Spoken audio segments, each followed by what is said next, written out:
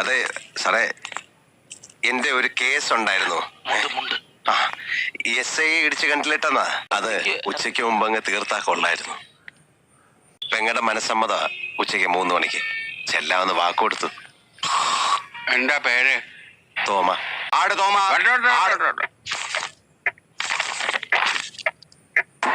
അടുത്ത കേസ് വിളിക്കൂ. ആട് തോമ. ഇന്നലെ അങ്ങ് മനസ്സിരുത്തിയത് കൊണ്ട് എന്റെ പെങ്ങടെ മനസ്സമ്മതം നന്നായി കൂടാൻ സാധിച്ചു. ദൈവത്തെ ഓർത്ത് ഞങ്ങളെ ഉപദ്രവിക്കരുത്.